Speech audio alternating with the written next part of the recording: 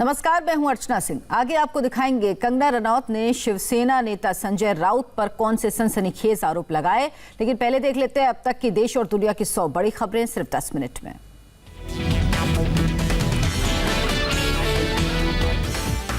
Sushant case में जांच का दायरा बढ़ा। कॉर्नस्टोन कंपनी के सीईओ बंटी सचदेव से पूछताछ। इसी कंपनी में दिशा सालियान काम करती थी। एनसीबी की कस्टडी में 9 सितंबर तक जैद ड्रग्स कनेक्शन में जैद की हुई थी गिरफ्तारी। एनसीबी ने फैजान इब्राहिम को भी किया गिरफ्तार। बासित से संपर्क में था फैजान। शौविक को ड्रग्स सप्लाई करने का आरोप। शौविक को ड्रग्स सप्लाई करने वाला एक और शख्स हिरासत में।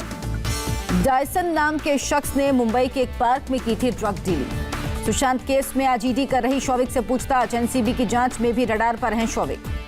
सुशांत केस में रिया चक्रवर्ती के पिता इंद्रजीत चक्रवर्ती से पूछताछ जारी। डीआरडीओ गेस्ट हाउस में पूछताछ। सुशांत केस में आज भी नीरज और केशव ने सीबीआई कर रही है पूछताछ, सच जानने की कोशिश। सुशांत के दोस्त और बिजनेस पार्टनर वरुण माथुर से आज दूसरे दिन ईडी की पूछताछ जारी।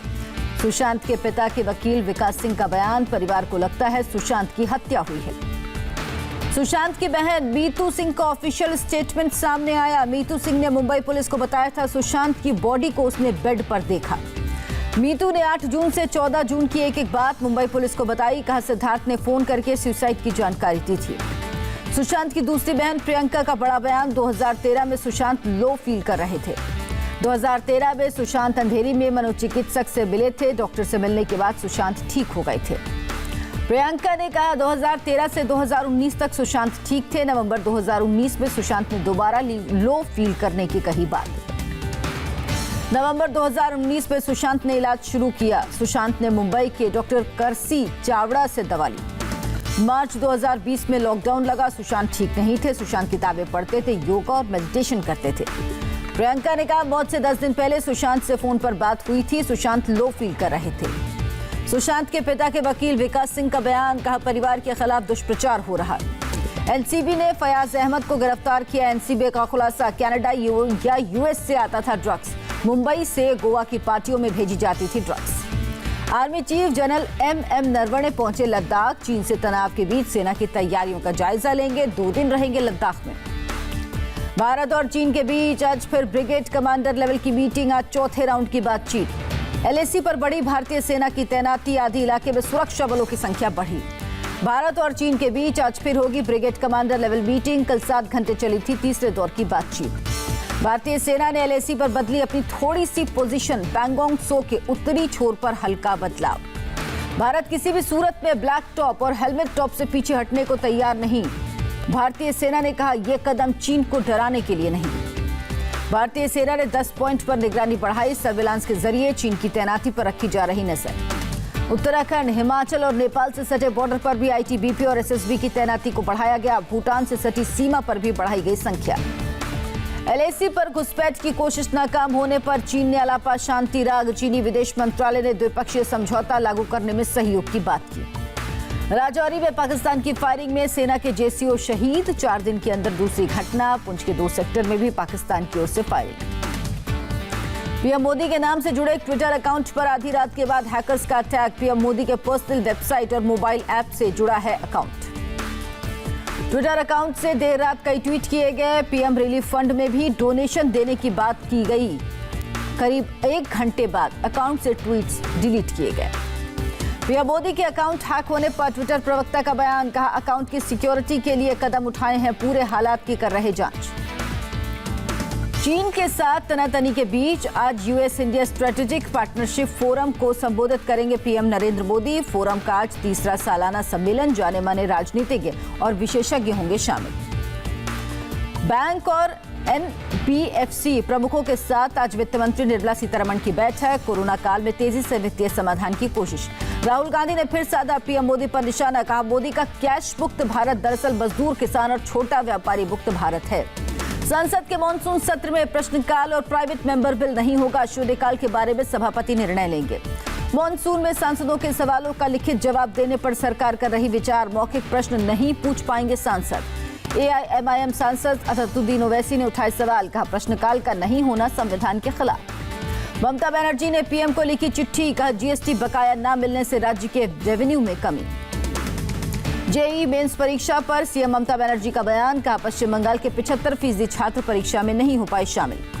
जेईई नीट के छात्रों की मौजूदगी इस बार पिछली बार की तुलना में सिर्फ 10% कम, शिक्षा मंत्री रमेश पोखरियाल ने जानकारी दी। संसदीय समिति के सामने पेश हुए फेसबुक इंडिया के प्रमुख अजीत मोहन, पूछताछ के बाद 90 सवालों का लिखित जवाब देने को कहा।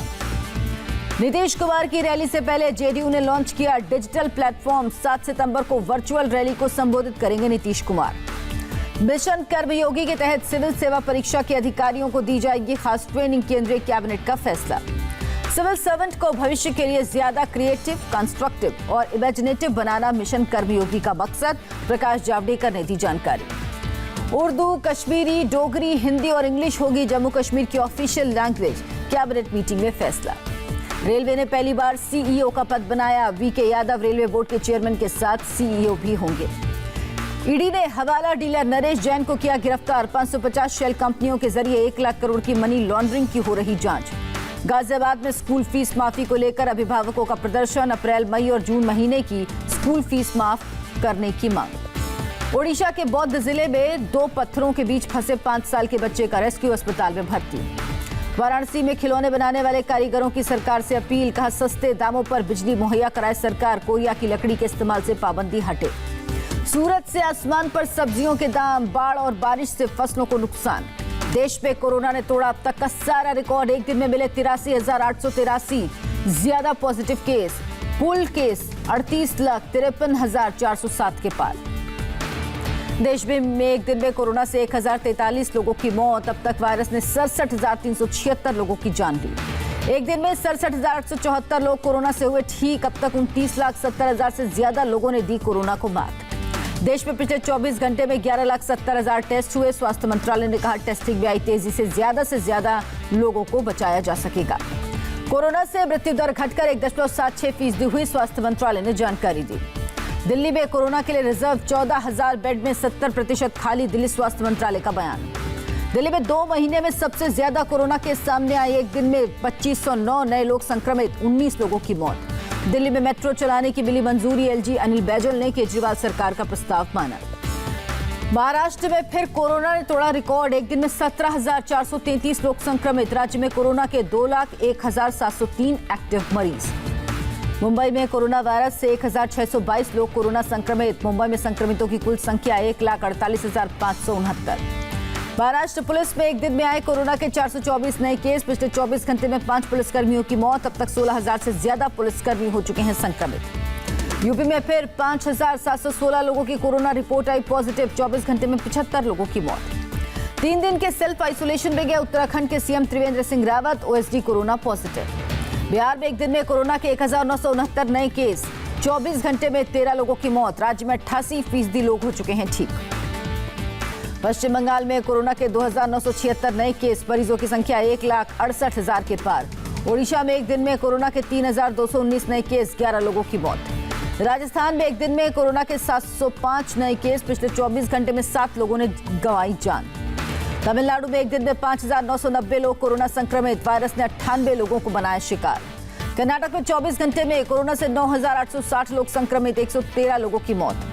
अनलॉक 4 के तहत कर्नाटक सरकार ने दी ढील, अब तक रेस्टोरेंट में शराब परोसने की इजाजत। कर्नाटक में जेडीएस के नेता अप्पाजी गौड़ा का 67 वर्ष की उम्र में निधन, कोरोना पॉजिटिव होने के बाद अस्पताल में भर्ती थे।